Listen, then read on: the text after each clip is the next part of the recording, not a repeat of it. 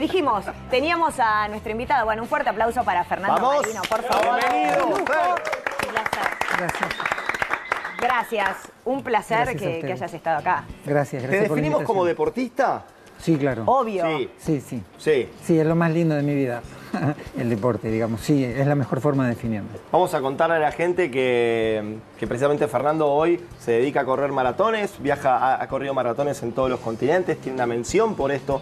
Son pocos los runners, como les dicen ahora, que han podido correr en cada uno de los continentes que tiene este hermoso planeta. Pero también contarles a ustedes que Fernando fue uno de los, y estando tan cerca de la fecha, fue una de las personas, uno de los argentinos que estuvo combatiendo en Malvinas. Entonces, Fer, ¿lo de correr venía de antes? Claro. Sí, claramente venía de antes. Bien. Arranqué en el colegio secundario. A mí me gustaba muchísimo jugar al fútbol, pero un día me vio el profe y me dijo, vení que te voy a llevar a correr.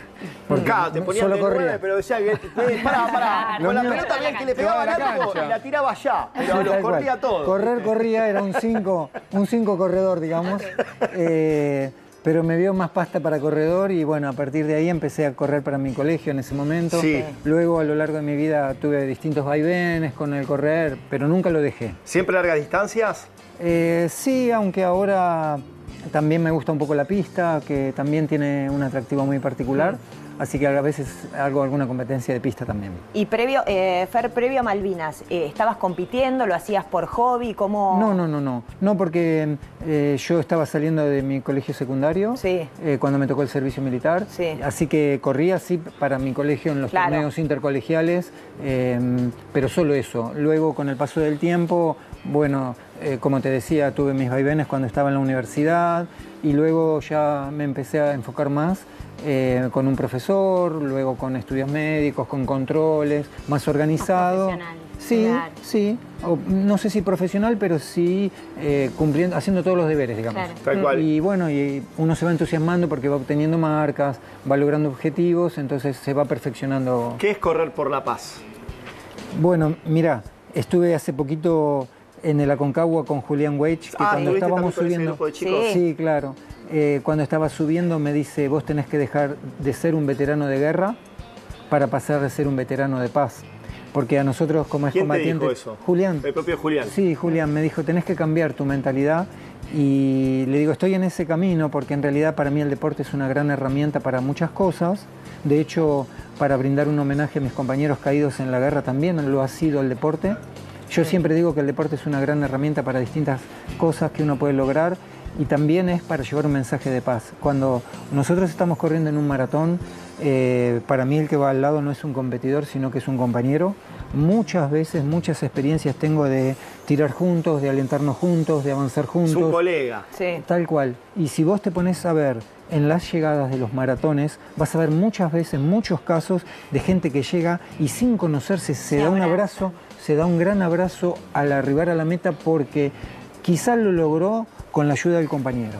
Entonces Con ese ese mensaje va más allá de la nacionalidad, de los intereses de los países, de los intereses de los gobiernos.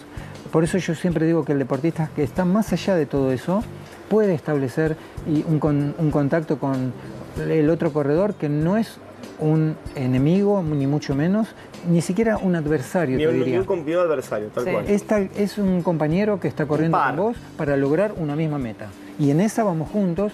Y yo lo aprendí en Kenia de los corredores keniatas, que ellos tienen toda una estrategia. Vos vas a ver siempre en la punta, en el pelotón de punta, 3 o 4 keniatas corriendo.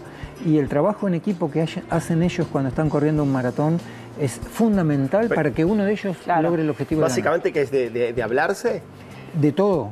Verte acompañado, a veces sin hablar, verte acompañado y saber quién tira primero, quién tira segundo, quién llega al puesto de agua, quién... saber que tenés al lado un compañero es muy importante, sobre todo en momentos claves de un maratón cuando uno empieza a flaquear en sus fuerzas o tiene dudas. Siempre los keniatas en eso son un ejemplo en cuanto al trabajo en equipo para que uno pueda lograr el objetivo de ganar ese maratón. Entonces la soledad del corredor de larga distancia no siempre es una soledad. A ver, Depende, ¿no? Pero- depende del espíritu con el cual uno encara y a veces Claro. se da, a veces no. Siempre, claro, uno es solitario y a veces en las circunstancias de la carrera se van dando estas circunstancias de poder decir, bueno, me hago de un compañero, corro.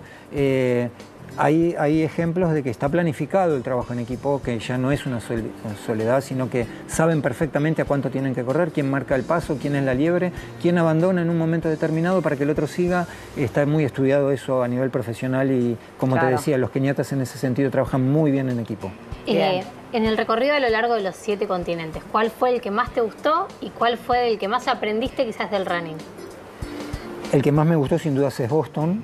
Es una maratón increíble. ¿Que mañana estás viajando? Mañana estoy viajando porque el lunes es el maratón, voy por 4ª vez. Ahora nos vas a contar, pero ¿qué tiene Boston? ¿Qué tiene eso que vos decís? Tiene una mística tremenda y en realidad la hacen los corredores en primer lugar, porque vos para poder correr en Boston tenés que clasificar, tenés que enviar tus marcas y son muy exigentes y no siempre con una buena marca se logra clasificar.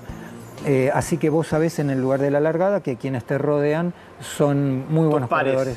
Son muy buenos corredores. ¿Y cuánta gente corre por Eso 40.000, sí. más o menos 40.000 corredores. Un montón. Pero además la mística la pone un poco el público, porque Boston también su gente la hace distinta. Ahora, cerrando un poco tu pregunta, también corrí en el maratón del Kilimanjaro en Tanzania, que también es un tema, la verdad que fue una experiencia increíble estar en Tanzania, porque es un país muy particular, llegar a Dar es Salaam, que no es la capital, pero es las ciudades más importantes.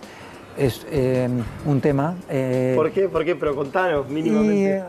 Es muy difícil, es un país musulmán, es una ciudad musulmana, 90% de su población es de origen negra, es de color. Y bueno, a veces para un blanco y extranjero estar en la ciudad es un poco complicado. A mí no me dejaban salir del hotel, en realidad me recomendaban no salir del hotel.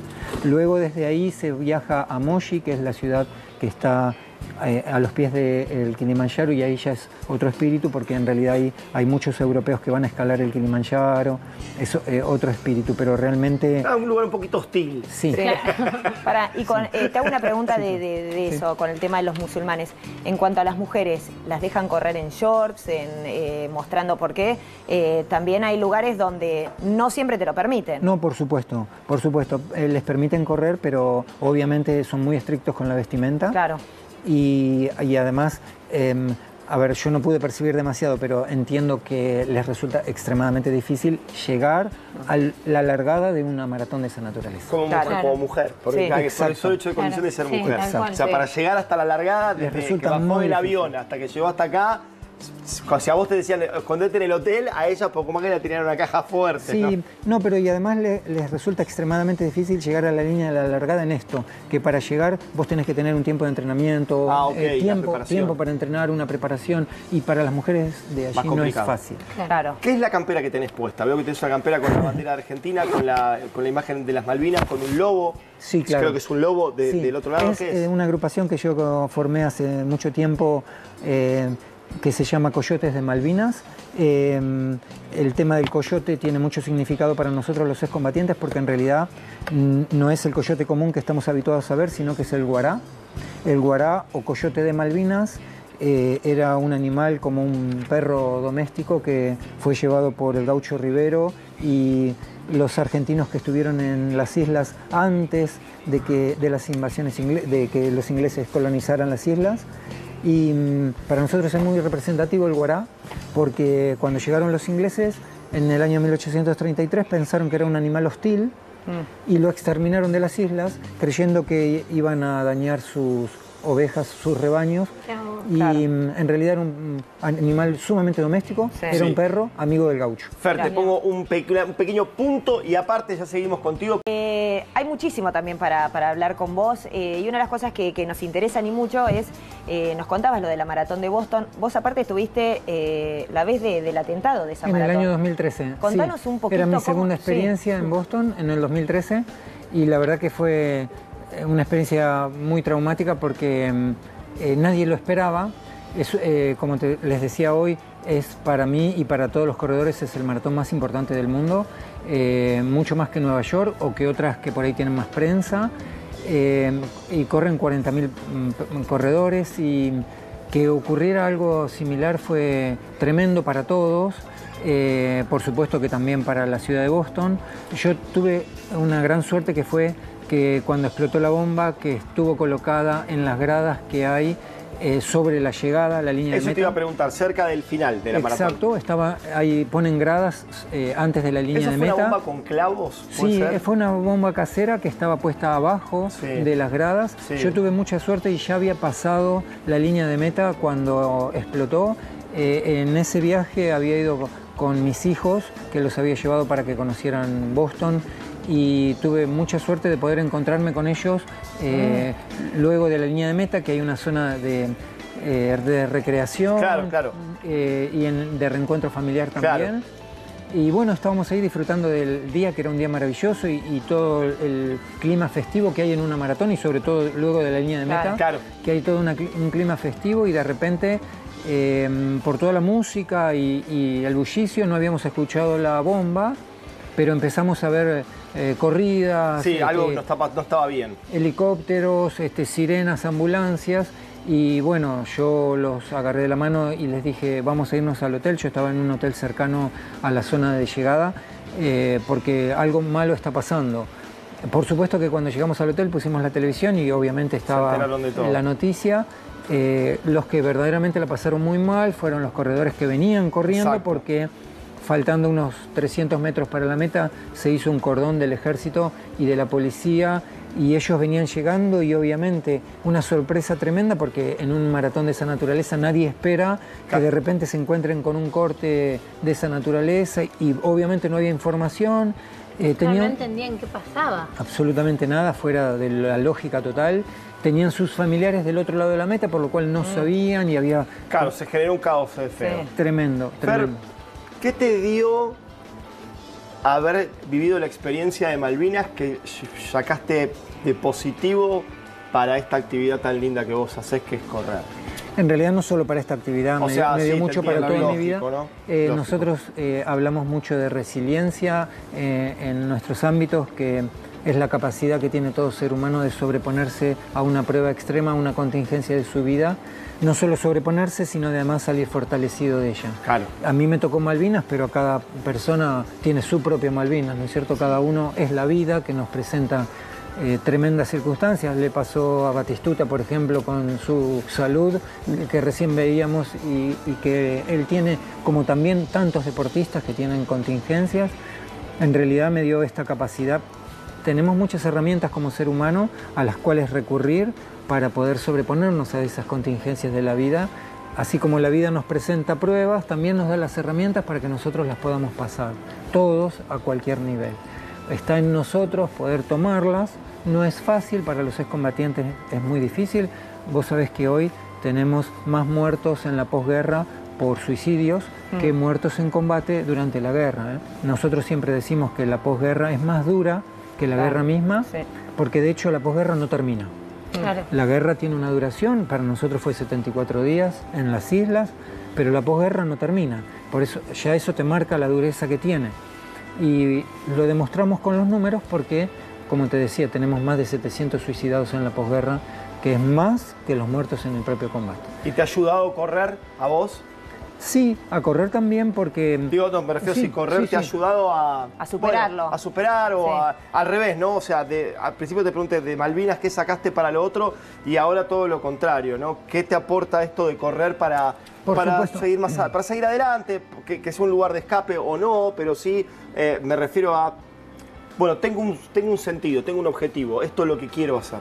Sí, el deporte como otras tantas herramientas. Sí. Yo tuve la contención familiar, mis padres, también la universidad, que a mí me cobijó cuando yo volví de la guerra para que pudiera estudiar, y el deporte claramente también, por supuesto, me da el hecho de que siempre el deporte, y sobre todo en mi caso que es el maratón, hace que uno esté pensando permanentemente en buscar nuevos objetivos, nuevos logros, en viajar, porque a mí amo viajar y me gusta mucho viajar, y a veces las carreras se comienzan a preparar 8 meses antes con la logística. Hoy te decía, Ir a Tanzania me llevó más o menos 8 meses de organización, Claro, porque ahora llegaste allí. es muy complejo, bueno, pero eso hace que la cabeza esté ocupada, Claro.